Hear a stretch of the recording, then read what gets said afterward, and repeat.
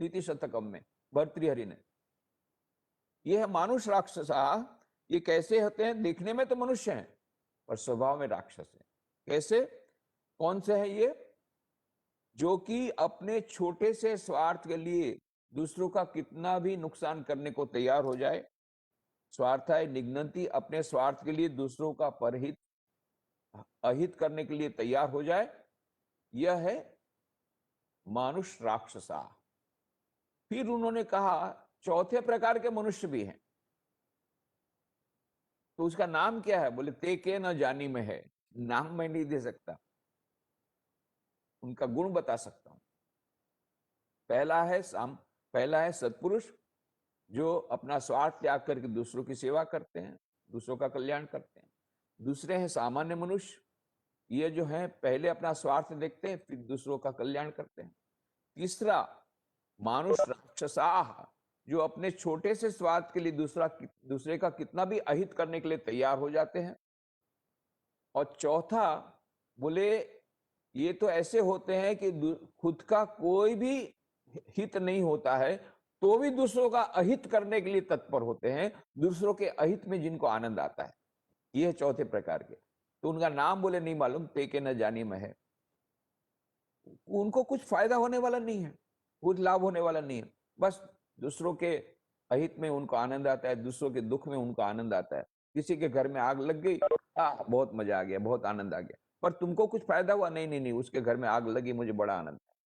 और मानुष राक्षसा तो आप चारों तरफ समाज में देख ही सकते हैं, चारों तरफ मानुष राक्षसा चारों ओर। कैसे? उदाहरण, एक एग्जीक्यूटिव इंजीनियर, ये क्या करते हैं? बोलते हैं कि बिल्डर को बोलते हैं एक डैम बनाने का है, तो ठीक है तू मुझे 10 करोड़ रुपया दे दो टेबल के नीचे से, और फिर सीमेंट में जितनी रेत मिलाना हो मिला ले। तो बिल्डर भी क्या करता है 10 करोड़ रुपया तो दे दिया एग्जीक्यूटिव इंजीनियर को, सरकारी इंजीनियर को, टेबल के नीचे से, तो सीमेंट तो बहुत कम होती है, रेत ज्यादा होती है। अब डैम तो तैयार हो गया, परंतु अभी उद्घाटन के लिए मंत्री श्री का समय नहीं मिल रहा है, डेट नहीं मिल रही है। इतनी देर में बहुत भारी वर्षा हुई और डैम खत्म हो गया, बांध पूरा टूट करके खत्म हो गया, हजारों लोग बेघर बार हो गए, सैकड़ों लोग मर गए, देश को करोड़ों का नुकसान हुआ। पर ये एग्जीक्यूटिव इंजीनियर कहता कोई बात नहीं, मेरा तो मकान बन गया, 10 करोड़ में बहुत अच्छा बंगला बन गया, देश जाए भाड़ में। ये है मानव राक्षसा। मानुष राक्षसा, मानव राक्षसा, अपने छोटे से स्वार्थ के लिए दूसरों का कितना भी नुकसान करने को तैयार हो जाए, ये मानुष राक्षसा। और मैंने अभी लेटेस्ट रिसर्च की है, वह है 5वें प्रकार के। अब चौथे प्रकार के मनुष्यों के नाम नहीं मालूम है, ते के न जानी में है, तो 5वें प्रकार का नाम भी ते के न जानी में है, मुझे नहीं मालूम नाम क्या, मैं क्या दूं। उनका कार्य मैं बता देता हूं। चौथे ऐसे होते हैं कि खुद का कोई लाभ न होता हो, दूसरे के अहित में ही उनको आनंद आता है। 5वें प्रकार के ऐसे होते हैं कि दूसरों के अहित में उनको इतना आनंद आता है कि खुद का नुकसान करके भी दूसरों का अहित करते हैं। एरोप्लेन में बैठ गए और जाकर के टकरा दिया वर्ल्ड टावर से, वर्ल्ड ट्रेड सेंटर से, मैं मर गया कोई बात नहीं, पर इतने हजारों को मार डाला, वाह बहुत आनंद आ गया। और ये आपको उदाहरण सब जगह मिलेंगे। आपने कहानी सुनी होगी, वो एक व्यक्ति की शंख वाली कहानी है, अत्यंत संक्षिप्त में मैं कहूंगा। तो किस प्रकार से यह एक मनुष्य था, वो उसको नौकरी नहीं मिल रही थी, उसकी पत्नी रोज टोका करती थी, क्या कुछ करते नहीं, क्या कुछ करते नहीं हो। तो घर से बाहर भाग गया। तो उसके बाद में एक जंगल में एक महात्मा से भेंट हुई, महात्मा की सेवा की, महात्मा जी प्रसन्न हुए, बोल बेटा तुझे ज्ञान का रास्ता बताओ ना, भक्ति का है। बाबा जी थोड़ा ये सब मुझे नहीं चाहिए, मुझे तो कुछ मंत्र जंत्र दे दो कि जिससे मेरा बेड़ा पार हो जाए और कुछ चमत्कार हो जाए। तो आजकल तो सब लोग यही चाहते हैं। हाँ, सच्चा ज्ञान, सच्ची भक्ति, सच्ची आध्यात्मिक का कौन चाहता है। तो फिर उसने बहुत समझाया, नहीं माना, ठीक है जा, तूने इतनी सेवा की है, ये मंत्र तुझे देता हूं, समुद्र के पास जाकर के इस मंत्र का जप करना, तो समुद्र देवता तुम पर प्रसन्न हो जाएंगे, तुमको जो चाहिए दे देंगे। तो ये तो बड़ी खुशी से गया, समुद्र देवता के पास बैठ करके मंत्र का जाप किया, समुद्र देवता प्रकट हो गया। मांग मांग मांग ले मांग ले। बोले हे समुद्र देवता, आप तो जानते हैं आप तो अंतर्यामी हैं, ये पत्नी रोज मुझको टोकती रहती, वो रोज कोसते रहती, रोज गाली देती, मुझसे अब सहन नहीं होता, तो कुछ ऐसा कीजिए कि सब न हो। तथास्तु। तो समुद्र देवता ने एक शंख उसको दिया, बोले ये शंख की पूजा करके तू जो मांगेगा तुरंत तुझे मिलेगा। तो वो तो बड़ा प्रसन्न होकर जा रहा था, पर आगे सुन, तू जो मांगेगा तुरंत तुझे मिलेगा, पर तेरे पड़ोसी को बिना मांगे दुगना मिलेगा। जहां ये बात सुनी तो गिर गया बेहोश होकर के। क्यों? पड़ोसी के साथ रोज झगड़ा होता था। अरे मुझे तो जो चाहिए मिलेगा, पड़ोसी को दुगना मिलेगा, ये मुझसे सहन नहीं होगा। वापस आया घर में, पत्नी बोली कहाँ गए थे? मैं तो एफआईआर करने जा रही थी। अरे बोले ऐसा सब हुआ, तो पत्नी तो बड़ी खुश हो गई, चलो शंख मिल गया, जो मांगेगी मिलेगा। अरे पगली आगे तो सुन, हम जो मांगेंगे तुरंत मिलेगा, वो पड़ोसी को दुगना मिलेगा, ये मुझसे देखा नहीं जाएगा। ऐसा एक ऐसा गरीब रहा। अब शंख को फेंक दिया कोने में। फिर एक दिन ऐसी बात हुई, पति देवता गए थे नौकरी की खोज में, पत्नी से नहीं रहा गया, कपड़े फटे हुए हैं, मकान टूटा फूटा है, खाने को कुछ नहीं है। उन्होंने, पत्नी ने क्या किया, एक कोना पर साफ किया, वहां एक शंख को प्रस्थापित किया और पूजा करने लगे। तो शंख देवता प्रकट हो गए, मांग ले मांगे मांग ले। तो पत्नी ने कहा, हे शंख देवता, आप तो अंतर्यामी, देखिए ना, कपड़े फट गए हैं, मकान टूटा फूटा है, खाने को कुछ नहीं। तथास्तु। शाम को जब पति देवता वापस आए, बोले अरे मैं कहाँ भटक गया, 2 मकान थे, उसका एक पड़ोसी का, दोनों टूटे फूटे मकान थे, उसके बदले 3 मल्टी स्टोरी बिल्डिंग हो गई। सोच रहे थे कहीं गलत जगह पर आया, लेकिन तब तो तीसरी मल्टी स्टोरी बिल्डिंग के ऊपर के मजले से एक कोई सुंदर स्त्री बुला रही, आई आई आई। पास में जाके देखा, उसकी खुद की पत्नी पहचान में नहीं आ रही, नए कपड़े पहने। अरे बोले क्या हो गया? अरे आप ही की बदौलत है, आप ये शंख लाए, उसके कारण ये देखिए मेरे कितने सुंदर कपड़े हो गए, देखिए कितना सुंदर मकान बन गया, चलिए भोजन कीजिए, बहुत सुंदर भोजन आ गया है। अरे आप रो रहे हैं? आपको आनंद नहीं आ रहा है, इतना अच्छा मकान बन गया? अरे पगली उधर तो देख, हमारा तो एक मकान बना, उसके तो 2 मकान बन गए पड़ोसी के। ये मुझसे सहन नहीं होगा। सारी रात रोता रहा, अरे रे पड़ोसी के 2 मकान गए, अरे रे पड़ोसी के 2 मकान बन गए, पागल जैसा हो गया। उसके बाद में उसने सुबह एक कोना साफ किया, शंख देवता को प्रस्थापित किया, शंख देवता की पूजा की, शंख देवता प्रकट हो गए, मांग ले मांग ले मांग ले। उसने कहा है शंख देवता, यदि आप मुझ पर प्रसन्न हैं तो मेरे मकान के सामने कुआं बन जाए। तो तुरंत उसके मकान के सामने कुआं बना, वो पड़ोसी के सामने 2 मकान के सामने 2 कुएं बने। फिर कहा, हे शंख देवता, यदि आप मुझ पर प्रसन्न है, मेरी एक आंख फूट जाए। तो उसकी एक आंख फूट गई, पड़ोसी की 2 आंख फूट गई, अंधा हो गया, कुएं में गिरकर मर गया। और ये व्यक्ति नाचने लग गया, अरे वाह रे वाह, वाह रे वाह, वाह रे वाह, पड़ोसी मर गया, पड़ोसी मर गया, मुझे बहुत आनंद आया। ये है 5वें प्रकार के, अपनी एक आंख फोड़ करके भी दूसरों का नुकसान करना। ये 5वें प्रकार के हैं, आजकल नए आए हैं। आजकल हमारे समाज में ये मानुष राक्षसा 3रे प्रकार के, 4थे प्रकार के, 5वें प्रकार के, ये मनुष्यों की भरमार है। सामान्य मनुष्य बहुत कम है। और सत्पुरुष और अब साधारण प्रतिभावान की जो बात हम कर रहे हैं, ऐसे सत्पुरुष ये तो बहुत ही कम मात्रा में है। इसलिए यदि हम चाहते हैं कि ये सत्पुरुष बढ़े इस पृथ्वी पर, असाधारण प्रतिभावान व्यक्तियों का निर्माण हो, तो हमको देखना होगा कि इनका निर्माण होगा चरित्र निर्माण से। चरित्र निर्माण जब तक कि हमारे देश के, हमारे समाज के लोगों का चरित्र निर्माण नहीं होगा, तब तक राष्ट्र का निर्माण नहीं होगा, तब तक समाज का निर्माण नहीं होगा। और उसमें संस्कारों की बहुत बड़ी महत्व की भूमिका है। और ये संस्कार कैसे आते हैं, यह सब भी हमको देखना पड़ेगा। मुझे प्रसंग याद आता है, 16 अप्रैल 2003 की बात है। मैं गया था डॉक्टर एपीजे अब्दुल कलाम जी से मिलने के लिए राष्ट्रपति भवन में। उस समय वे राष्ट्रपति थे। तो पहले भी हम लोग बहुत बार मिले थे।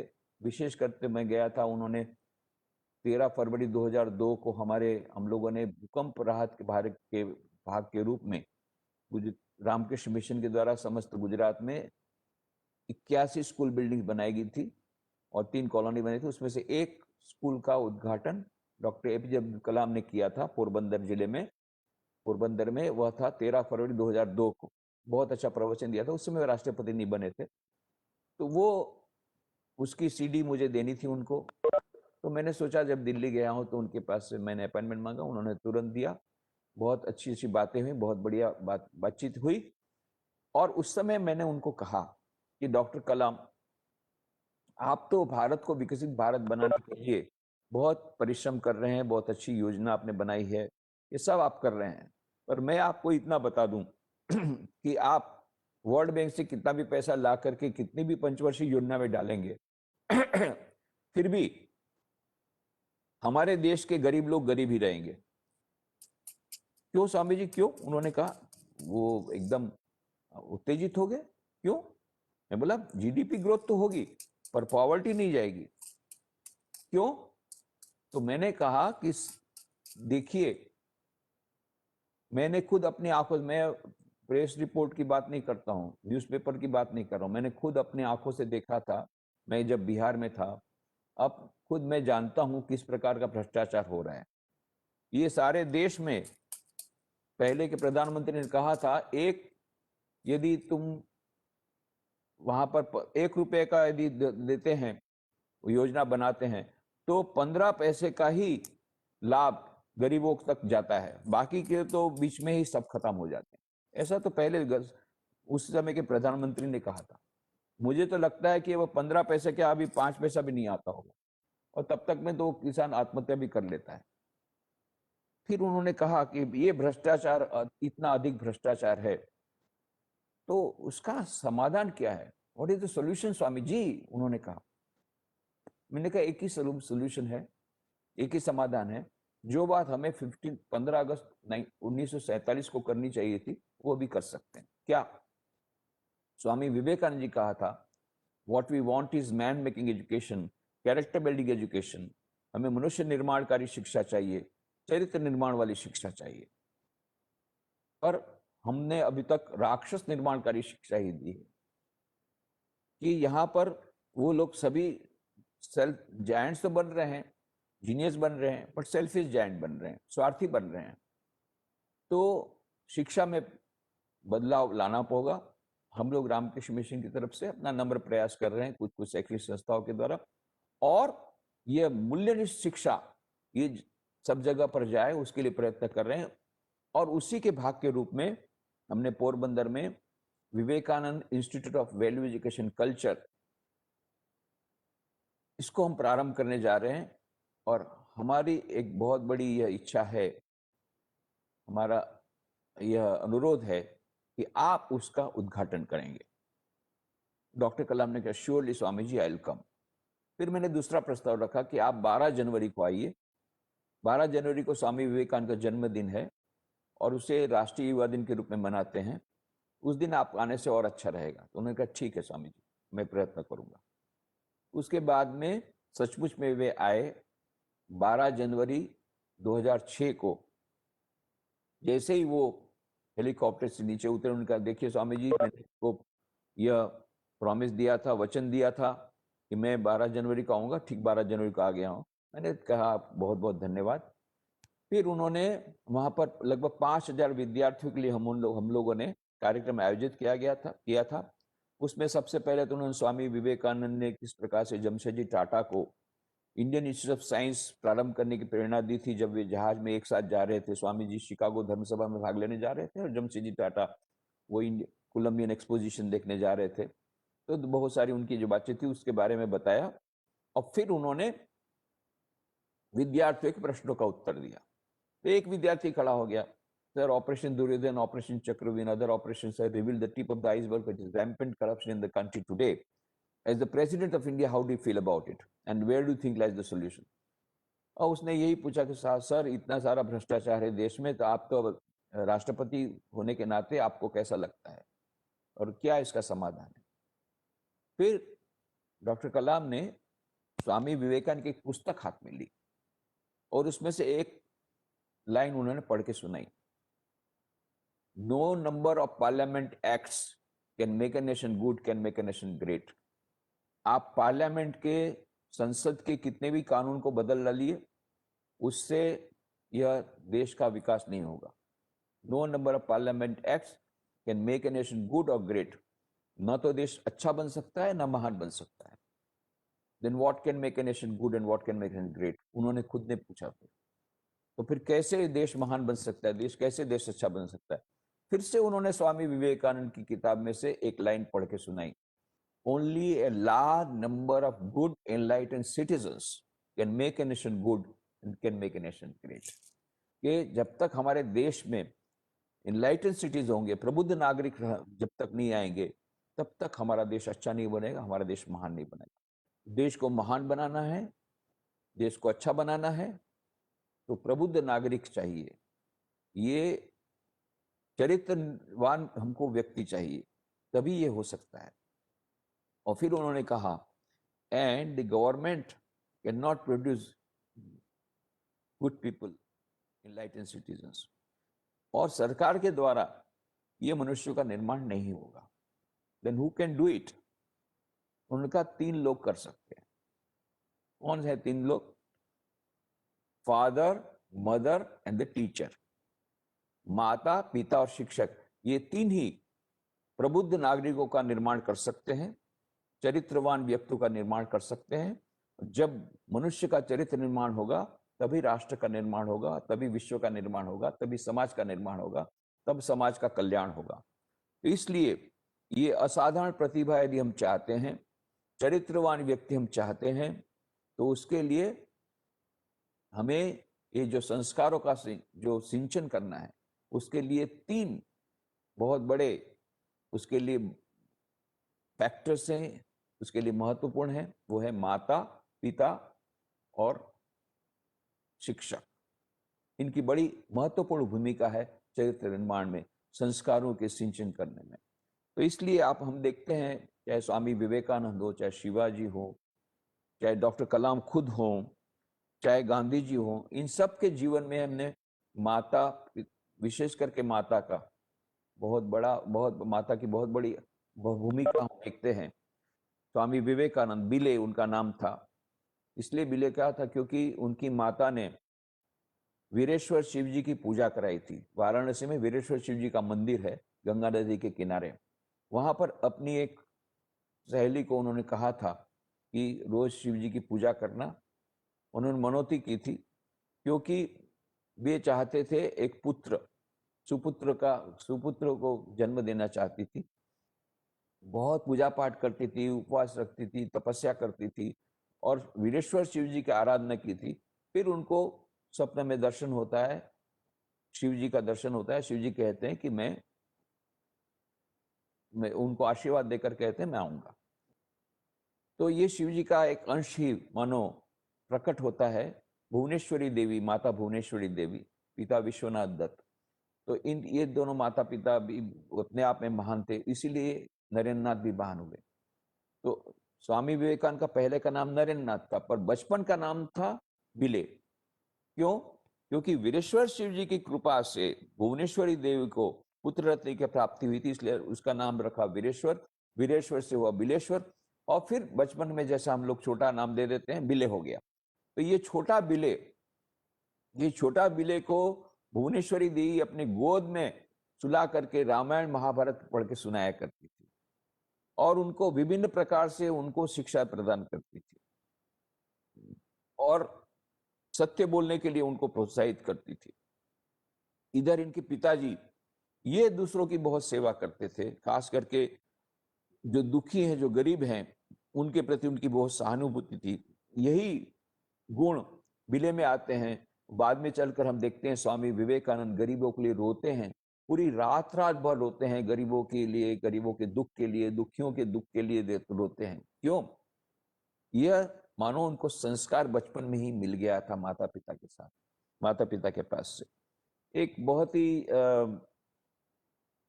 दिलचस्प बात मुझे याद आ रही है। लगभग 25 साल पहले की बात है। 25 साल पहले लगभग ये राजकोट में मैं तब था। तो उस समय मेरे ऑफिस में एक युवती आई, बहुत ही कम उम्र की।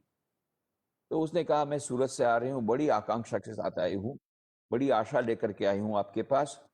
तो मैंने कहा, बोलो क्या बात है। बोले, मैंने आपके बारे में बहुत सुना है, तो अभी मुझे एक बड़ी समस्या है। मैं अभी गर्भवती हूँ और मेरे मन में ये आकांक्षा है कि मेरा जो पुत्र होगा वह असाधारण होगा। असाधारण प्रतिभावान पुत्र मुझे चाहिए। वो ब्रह्मज्ञानी होगा, खुद तो ब्रह्मज्ञानी होगा, मुझे भी ब्रह्म ज्ञान कराएगा। ऐसा पुत्र मैं चाहती हूं और उसके लिए आप जो बोलेंगे मैं करने को तैयार हूं। जो बोलेंगे सब कुछ करने को तैयार हूं, पर मुझे ऐसा पुत्र चाहिए। बड़ी आशा लेकर के आई हूं। मैं तो बड़े समस्या में पड़ गया क्योंकि ऐसी समस्या कभी आई नहीं थी मेरे सामने। अब मैं क्या कहूं, मुझे तो कुछ पता नहीं पड़ा। तब अचानक मुझे मन में आया कि इसी एक माता ने अपनी पुत्री को कहा था, देख, यदि तुझे ध्रुव प्रहलाद जैसा पुत्र चाहिए तो दिन रात तू भागवत का पाठ कर, भगवान का नाम स्मरण कर, मंत्र जाप कर, तो तुझे ध्रुव प्रहलाद जैसा पुत्र प्राप्त होगा। ये बात मैंने सुन के रखी थी और सचमुच में सुपुत्र प्राप्त हुआ था उसको बाद में। ये मुझे पता था। बस, तो ये मुझे क्लिक हो गया, मेरे मन में क्लिक हो गई। तो तुरंत फिर मैंने कहा, देखो एक काम करो, तुम्हें सचमुच में तुमको असाधारण प्रतिभावान यदि पुत्र चाहिए, ब्रह्मज्ञानी चाहिए, अत्यंत आध्यात्मिक वाला चाहिए, आध्यात्मिक ऐसा पुत्र चाहिए, तो एक काम करो, आज से दिन रात प्रभु का नाम लो।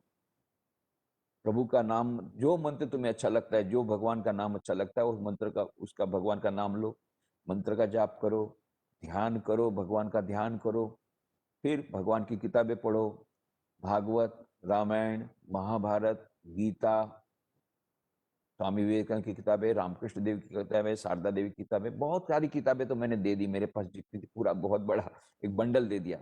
इन किताबों को पढ़ो। जब किताबों के पढ़ने में से मन उचट जाएगा तो भगवान का नाम लेना, भगवान का नाम लेने से उचट जाएगा तो भगवान का भजन सुनना। भजन की भी कुछ कुछ मैंने कैसेट उसको दे दी। उस समय कैसेट का जमाना था, सीडी तो नहीं आई थी, तो कैसेट दे दिया, कैसेट सुनो। इस प्रकार से दिन रात यदि तुम भगवान का चिंतन करोगी, दिन रात तुम उच्च विचारों से परिपूर्ण रहोगी, तब तुम्हारे गर्भ में जो शिशु है वह असाधारण प्रतिभावान बनेगा। फिर उसके बाद तो चली गई। न तो मैं उनको जानता था, न कुछ मुझे पता था। आई थी, अचानक आई, अचानक चली गई। बात आई गई हो गई। उसके कुछ वर्षों बाद एक पोस्ट कार्ड आया। ये मैं बहुत क्षमा प्रार्थी हूँ। आपको याद होगा कि सूरत से मैं आई थी, सूरत के पास के एक गांव की मैं लड़की हूँ। और इस प्रकार आपके पास आई थी, आपने बहुत आशीर्वाद दिया था और मुझे मार्गदर्शन दिया था। तो मैंने आपके मार्गदर्शन के अनुसार ही मैंने बहुत तपस्या की, उपवास रखे, पूजा पाठ किया। इस प्रकार से दिन रात मैं पूजा पाठ में रहती थी और जैसा ऐसा आपने किया, मैंने किया, मैंने कहा। और सचमुच में मुझे एक सुंदर पुत्र प्राप्त हुआ और इतना सुंदर और इतना संस्कारी। वह सचमुच में मैं जैसा चाहती थी, मुझे उंगली पकड़ करके पूजा के घर में ले जाता है। तो अभी वो 4 साल का हो गया है। तो इस प्रकार से अत्यंत ऐसा संस्कारों से संस्कारी पुत्र मुझे प्राप्त हुआ है और मुझे सचमुच में जैसा चाहती थी पूजा गृह में ले जाता है और बड़े आनंद में हूं। अब मैं आपके पास जो गई थी, आपको मुझे कहना चाहिए था, पत्र लिख करके बोलना चाहिए था कि सचमुच में आपके आशीर्वाद के अनुसार मुझे ये मिला है।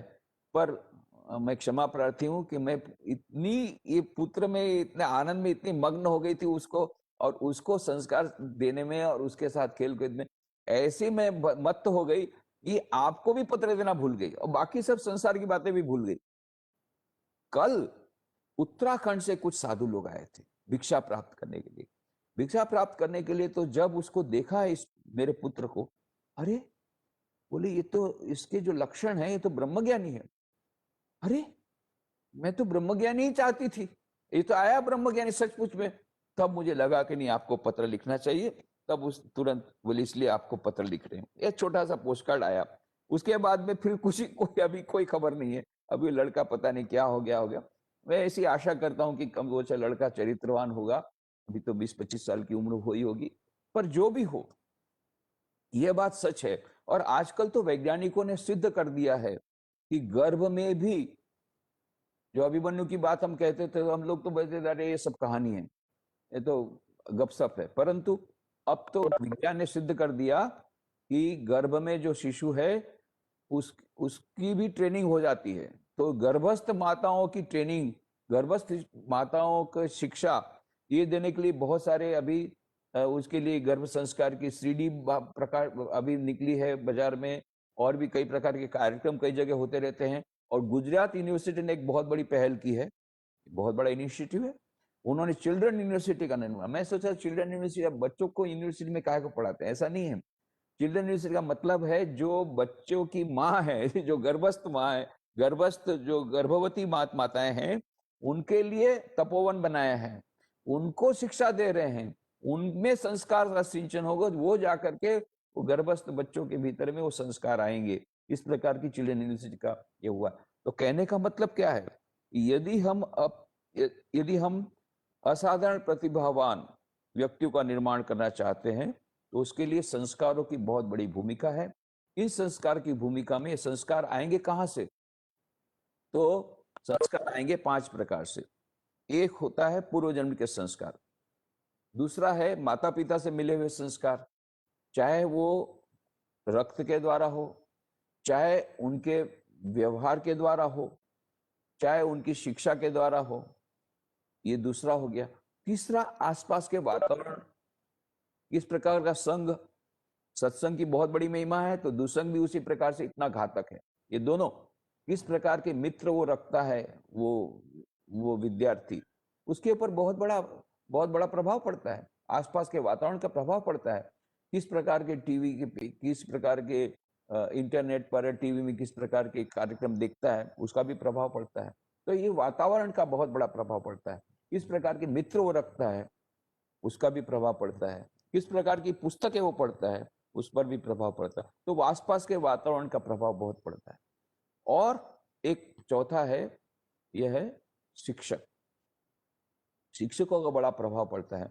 तो शिक्षकों को न केवल उनके उपदेश देने के द्वारा, पहले के जमाने में तो गुरुकुल हुआ करते थे, क्यों? न केवल उपदेश के द्वारा पर उनके जीवन से वो सीखते थे। दिन रात रहते थे आश्रमों में, गुरुकुलों में रहते थे और अपने गुरु से सब विद्या प्राप्त करते थे। पराविद्या अपराविद्या दोनों प्राप्त करते थे। अभी तो दुर्भाग्य से पराविद्या की तो अभी कोई बात ही नहीं होती है। जो कुछ होती है अपराविद्या की बात होती है। और अपराविद्या में भी अभी गुरु तो माने वो शिक्षक तो कुछ घंटों के लिए आते हैं चले जाते हैं, उसकी कोई असर पड़ती नहीं। तो अभी उसके बारे में तो बातें नहीं करेंगे, विषयांतर हो जाएगा। पर एक बात है कि शिक्षकों की बड़ी अहम भूमिका है। इवन एज एन टुडे, आज भी, वर्तमान में भी, ये एक बहुत बड़ा एक एक बहुत बड़ी एक बात है जिसके द्वारा वह संस्कारों का सिंचन होगा। और पांचवी बात है, वह है, अंग्रेजी में ऐसा कहा गया कि sow a thought reap an action, sow an action reap a habit, sow a habit reap a character. एक विचारों को बोओगे तो क्या होगा? कार्य की फसल मिलेगी। कार्य को बोओगे तो आदत की फसल होगी। आदत को बोओगे तो चरित्र की फसल मिलेगी। यदि चरित्र चाहते हैं तो अच्छे विचारों को, इसीलिए स्वामी विवेकानंद कहते हैं कि यदि आप चरित्रवान बनना चाहते हैं तो विचारों, अपने मन को विचारों से, अच्छे विचारों से अपने मन को भर दो। अच्छी अच्छी किताबें पढ़ो, अच्छे विचारों से भर दो तो इनकी असर हमारे मन पर पड़ेगी और मन धीरे धीरे चरित्र, और धीरे धीरे हम लोग चरित्रवान बन सकेंगे। और यह जो हैबिट निर्माण की बात है, यह जो आदतें हैं उनके कारण चरित्र बनेगा। तो ये आदतें बनेगी, हम किस प्रकार का कार्य करते हैं वो बनेगा हमारे विचारों से। तो इसमें हम लोग जीवन में नियमितता यदि हम रखते हैं, नियमित जीवन जीते हैं, जैसा कि भगवत गीता में कहा, युक्ता आहार विहार से युक्त चेष्ट से कर्मसु युक्त स्वप्नावबोध से योगो भवति दुःखः। आहार विहार आदि में हम ठीक ठीक से उसका पालन करते हैं और सभी प्रकार के जो अति से हम लोग अति को वर्जित करते हैं और यम और नियम का पालन करते हैं। अष्टांग योग में जो बात है, पातंजलि योग सूत्र में अष्टांग योग की बात है कि हम मनुष्य जीवन का लक्ष्य है अनंत सुख, अनंत ज्ञान, अनंत आनंद को प्राप्त करना, समाधि की अवस्था को प्राप्त करना, योग चित्तवृत्ति निरोधा। योग मतलब वो आजकल हम योग मतलब ये समझते हैं कि भाई हठ योग को ही हमने योग समझ लिया है और प्राणायाम को ही योग समझ लिया है और या फिर कुछ योगासन को ही योग समझ लिया, ऐसी बात नहीं है। योग चित्तवृत्ति निरोधा, चित्तवृत्तियों का निरोधी योग है उस परमात्मा के साथ का मिलन, आत्मा और परमात्मा के मिलन, जो इंडिविजुअल कॉन्शियसनेस का यूनिवर्सल कॉन्शियसनेस के साथ मिलन, जो वैयक्तिक जो चेतना है उसकी वो परम चेतना के साथ जो मिलन होता है, वो असली में योग है। योग मतलब मिलना, ये दोनों का मिलना वो सीख है और उसको समाधि अवस्था भी उसको बोल सकते हैं। वो है अष्टांग योग, आठवां सोपान है। तो पहले दो सोपान इसके लिए बहुत महत्व के। यदि हम सचमुच में अनंत सुख, अनंत ज्ञान, अनंत आनंद चाहते हैं, उस उत्तम अवस्था को प्राप्त करना चाहते हैं, ये जो असाधारण प्रतिभा को यदि प्राप्त करना चाहते हैं, तो उसके लिए प्रारंभ तो होगा जो मूल में दो वस्तुएं हैं, वो है यम और नियम। तो यम क्या है? सत्य, अस्तेय, ब्रह्मचर्य, अपरिग्रह, अहिंसा। और नियम क्या है? शौच, संतोष, तप, स्वाध्याय, ईश्वर प्रणिधान। तो यम और नियम, इन दोनों के कारण धीरे धीरे हम चरित्र का निर्माण कर सकते हैं यदि हम अपनी आदतें ठीक रखें, हम ठीक प्रमाण में हम लोग हमारा नियमित जीवन रखें, यम नियम का पालन करें, सत्य का पालन, अस्तेय चोरी न करना, ब्रह्मचर्य, अपरिग्रह मतलब उपहास स्वीकार न करना, अहिंसा, और साथ में 5 नियम, शौच मतलब स्वच्छता, शौच, संतोष, तप, स्वाध्याय और ईश्वर प्रणिधान, ईश्वर के प्रति हमारी समर्पित बुद्धि। ये यदि 5 यम और 5 नियम का यदि हम पालन करेंगे, नियमित जीवन रखेंगे, नियमितता रखेंगे, तो धीरे धीरे धीरे हमारे में ये संस्कार और सिंचन होगा। तो हमने कहा कि कुछ है इस हमारे पुरुषार्थ पर भी निर्भर रहता है कि हमारा कैसा चरित्र होगा। तो ये असाधारण प्रतिभाएं हम लोग को जो भी दिखती हैं, उन लोगों ने क्या किया? उनके माँ बाप, उनके माता पिता को भी हम वंदन करते हैं, स्वामी विवेकानंद के माता पिता को वंदन करते हैं, या शिवाजी के या गांधी जी के माता पिता को वंदन करते हैं। उन्होंने इस प्रकार से शिक्षा के द्वारा, अपने रक्त के द्वारा उन पर ये संस्कार सिंचन किया, उसके कारण भी एक महान, इतना महान उनका चरित्र हुआ। साथ साथ में उनको जो मित्र मिले या उनको जो वातावरण मिले, उनको जो शिक्षक मिले, उनके कारण भी वे महान हुए। उसके अलावा उन्होंने स्वयं पुरुषार्थ किया उस उच्चतम चरित्र को प्राप्त करने के लिए।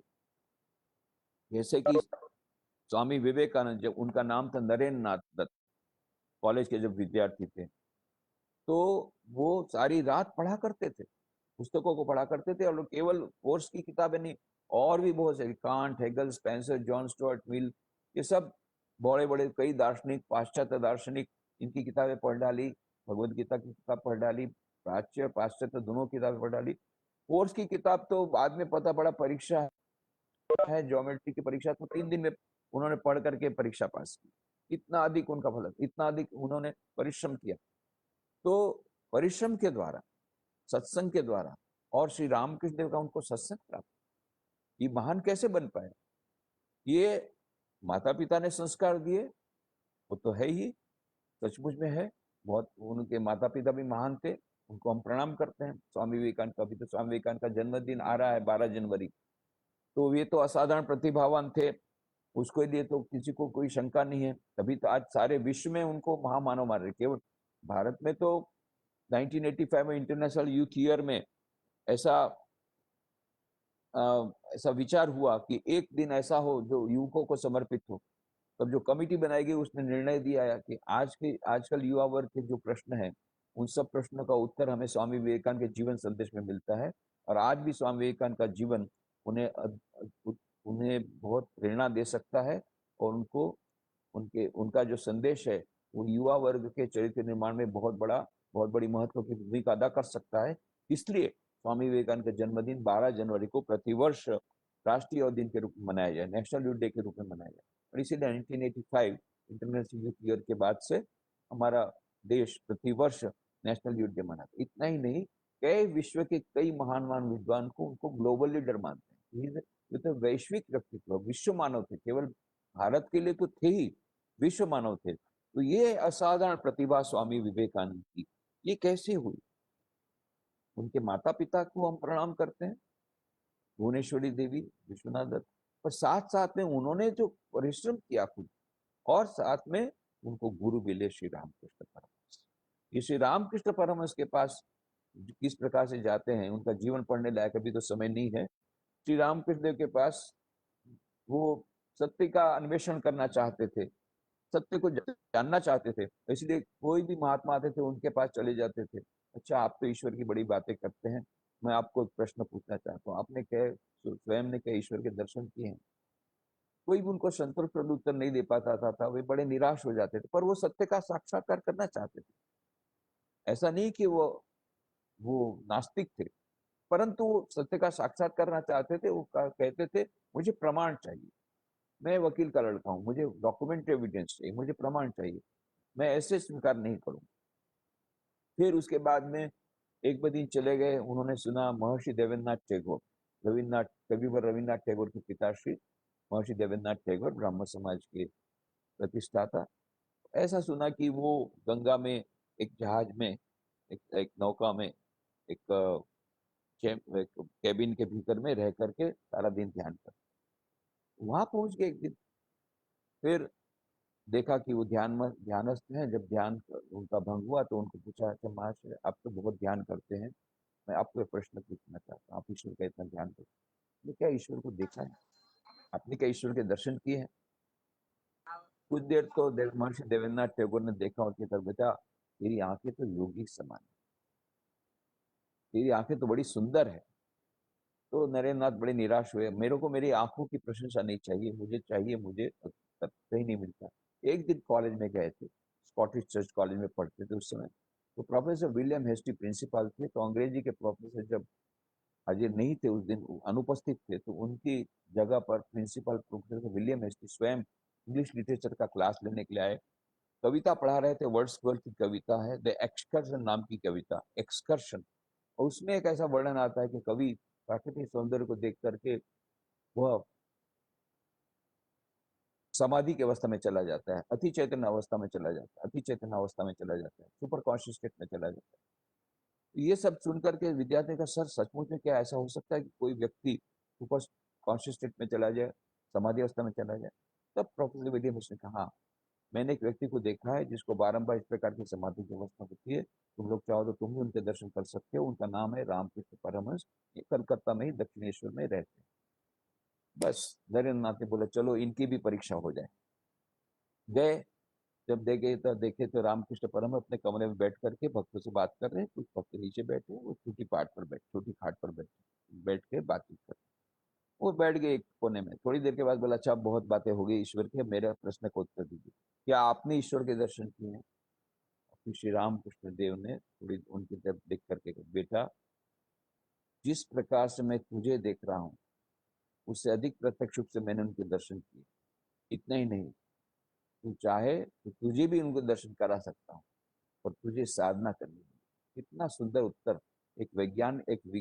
वैज्ञानिक का मानो जैसा उत्तर। विज्ञान कहता है हाइड्रोजन ऑक्सीजन गैस मिलकर के पानी बनता है। हाँ, मैं नहीं मानता हाइड्रोजन गैस ऑक्सीजन गैस से कैसे पानी बनेगा। अरे भाई, मानने की बात नहीं, आप आइए लेबोरेटरी में आइए, और फिर आपको नहीं पानी मिलेगा तो आप बोलिएगा। उसी प्रकार से श्री राम कहते हैं, हाँ मैंने ईश्वर के दर्शन किए, तुम चाहो तो तुम भी दर्शन करा सकता हूँ, और लेबोरेटरी में आना पड़ेगा, प्रयोगशाला में आना पड़ेगा। और नरेंद्र नाथ ने वो एक्सेप्ट कर दी चैलेंज, और एक्सेप्ट चैलेंज कर दी। फिर उनको काशीपुर के उद्यान वाटी में समाधि के दर्शन हुए, ईश्वर प्राप्ति हुई। वो समाधि का दर्शन हुआ। इसलिए क्योंकि उनको ये अनुभूति हुई, इसलिए शिकागो के विश्व धर्म सभा में वो अपनी अनुभूति के बल पर बोल सके थे, शृण्वन्तु विश्वे अमृतस्य पुत्राः आये धामानि दिव्यानि तस्थु वेदाहमेतं पुरुषं महान्तम आदित्यवर्णम तमसा परस्तात् तमेव विदित्वाति मृत्युमेति नान्य पंथा विदितेन है। मैंने उस परम पुरुष को देख लिया है जिनको देखने के बाद सभी प्रकार के दुखों से निवृत्त हुई। इस प्रकार से हम देखते हैं एक महाप्रतिभावान यदि कोई जीवन यदि हो, इस असाधारण प्रतिभावान मनुष्य का निर्माण यदि करना हो, चाहे स्वामी विवेकानंद जैसे हो, चाहे शिवाजी जैसे हो, चाहे गांधी जी जैसे हो, विविध क्षेत्रों के महान पुरुष हैं, महान व्यक्ति हैं।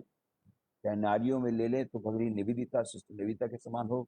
ये सभी असाधारण प्रतिभा, इनका निर्माण हुआ है संस्कारों से, और ये संस्कारों के सिंचन करने में उनके माता पिता का योगदान है, उनके गुरु का योगदान है, उनके शिक्षकों का योगदान है, और साथ साथ में उनके पुरुषार्थ का योगदान है। उन्होंने अपने जीवन को इस प्रकार से अच्छे विचारों को ला करके अच्छे कार्यों के द्वारा चरित्र निष्पादन उन्होंने किया है। इस प्रकार से हम देखते हैं कि यदि हमें असाधारण प्रतिभा लानी है हमारे समाज में, तो इस प्रकार का वातावरण हमें बनाना पड़ेगा। मैं ऐसी आशा करता हूँ इस प्रकार से ये जो सोमनाथ संस्कृत विश्वविद्यालय इतने अच्छे कार्यक्रम कर रहा है, इन कार्यक्रमों के माध्यम से हम चरित्रवान मनुष्यों का निर्माण कर सकेंगे। स्वामी विवेकानंद का स्वप्न था चरित्र निर्माण के द्वारा मनुष्य चरित्र निर्माण के द्वारा राष्ट्र निर्माण, और राष्ट्र निर्माण के द्वारा विश्व निर्माण, उनका वो सपना हम सिद्ध कर सकेंगे। पुनः श्री सोमनाथ संस्कृत विश्वविद्यालय की प्रति कृतज्ञता व्यक्त करके मैं समापन करता हूँ। ओम शांति शांति शांति। हरि ओम तत्सत।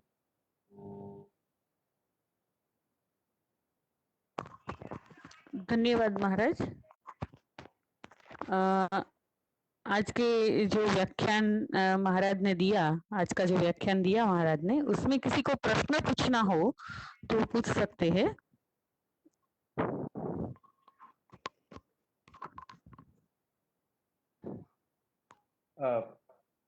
प्रणाम पूज्य स्वामी जी। देखिए, नमस्कार नमस्कार। नमस्कार, मैं सूरत से ललित बोल रहा हूँ। बहुत ही अच्छा हमें ज्ञान प्राप्त हुआ आपसे, और आपने जो बातें बताई उसमें एक प्रश्न है कि ये जो सारे अभी मनुष्य है, जो सामान्य मानुष राक्षस, तो क्या हम उसको पारिणामिक असर दिखा के, यानी कर्म के सिद्धांत के अनुसार, ताकि इन लोगों को पारिणामिक असर न मालूम होने से ये सब एक्ट कर रहे हैं, तो उसका कोई ऐसा व्यवहारु तरीका है ताकि जो हम कॉज और इफेक्ट बोलते हैं कि जब कारण ही आपका बैड होगा तो इफेक्ट बहुत खराब आएगी, पुण्य और पाप जैसे हम बोलते हैं, तो उसका सुख और दुख, तो ऐसा कोई व्यवहारु तरीका हम अपना सकते हैं? बहुत अच्छा प्रश्न है। बात ऐसी है, देखिए, ये ऐसी बात है कि ये एक दूसरे के परिपूरक हैं। बहुत अच्छी बात आपने कही। जब संस्कार अच्छे नहीं होंगे तो आपको अच्छे कार्य करने की प्रवृत्ति नहीं होगी। जब अच्छे कार्य आप नहीं करेंगे, बुरे कार्य करेंगे, तो बुरे कार्य जब होते हैं उसकी दो प्रकार की इफेक्ट होती है। एक तो उसका कर्मफल मिलता है उसको, भले बाद में मिलता हो, कभी ना कभी मिलता है। दूसरी इसकी इफेक्ट होती है कि वो जो संस्कार के रूप में जाता है वो बड़ा खराब संस्कार होता है।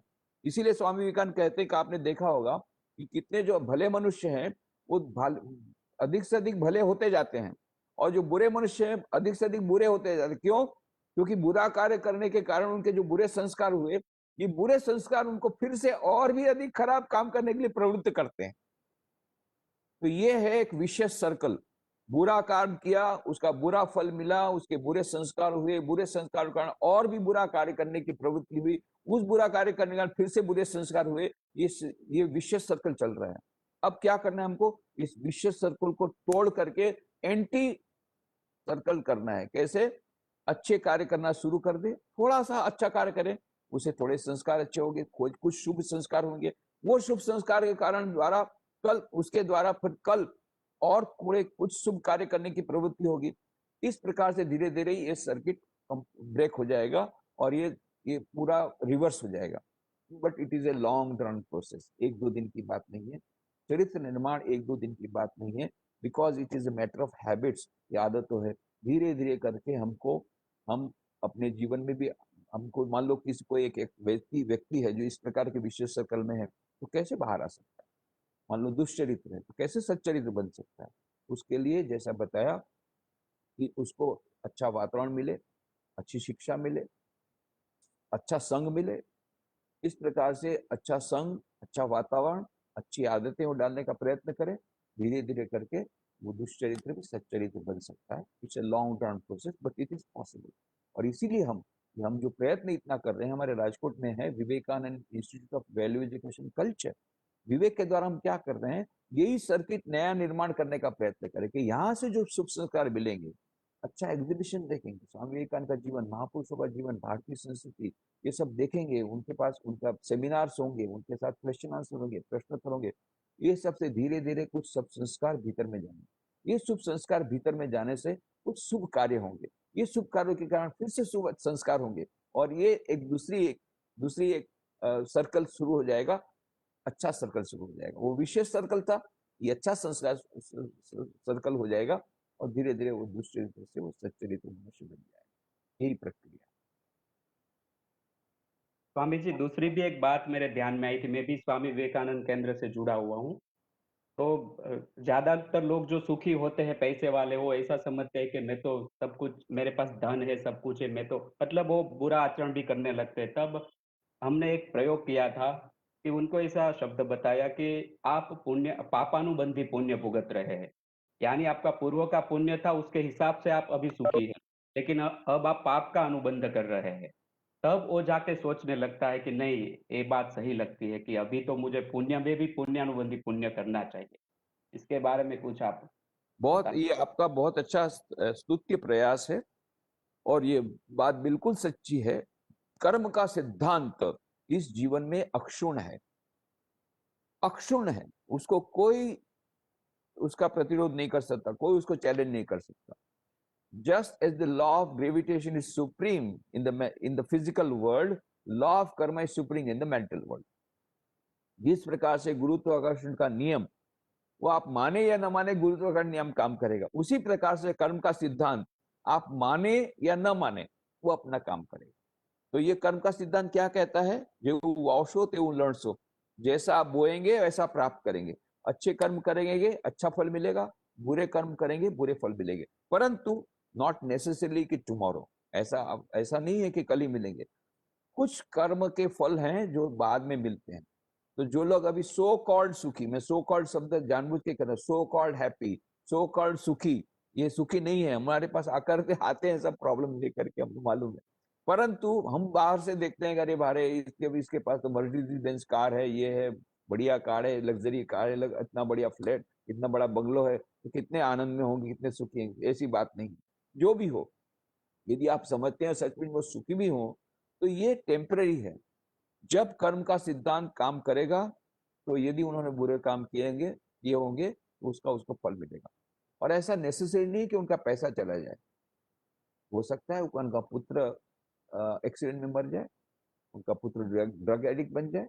ये आप देखेंगे सो कॉल्ड धनवान लोगों की वजह कि उन्होंने यदि अनिति से का धन कमाया होगा, तो या तो उनका पुत्र ये ड्रग एडिक्ट होगा, बन जाएगा, या पुत्री ससुराल से वापस आएगी, आपका शोडाउन होगा, कुछ ना कुछ तो होगा। हमको उस समय पता नहीं लगता है, बट कर्म का सिद्धांत अपना काम करता है, वह अत्यंत सूक्ष्म रूप से काम करता रहता है। तो जो ठीक से अपने अच्छी तरह से चिंतन यदि हम करेंगे, तब हमको पता लगेगा सब जगह ये कर्म का सिद्धांत कार्य कर रहा है। ये हो सकता है कि हमको उस समय उसका पता न लगता हो, पर कर्म का सिद्धांत अक्षुण्ण है और आप में जो काम कर रहे हैं वो ठीक ही कार्य कर रहे हैं, बहुत अच्छा कार्य कर रहे हैं। मुझे एक तीसरी बात छोटी सी बता रहा हूँ। आपने जो बात की माता पिता और शिक्षक की इसमें अहम भूमिका है, तो एक लास्ट वीक हमने एक वेबिनार अरेंज किया था सरकारी स्कूल में। उसका टाइटल था शुद्ध चित्त विद्यार्थी। जब वो पूर्ण हुआ तब प्रिंसिपल ने स्वीकार किया कि पहले तो शुद्ध चित्त शिक्षक बनाने पड़ेंगे। तो आपकी बात परफेक्ट है कि पहले शिक्षक ही यदि शुद्ध चित्त बनेंगे तो ये हो सकेगा। बिल्कुल सच बात है, बिल्कुल बिल्कुल सच बात है। क्योंकि शिक्षक यदि गुड़ खाता होगा, यदि बोलेगा विद्यार्थी को तुम गुड़ मत खाना, तो वो गुड़ छोड़ने वाला नहीं है। बहुत अच्छी बात है। आभार। धन्यवाद।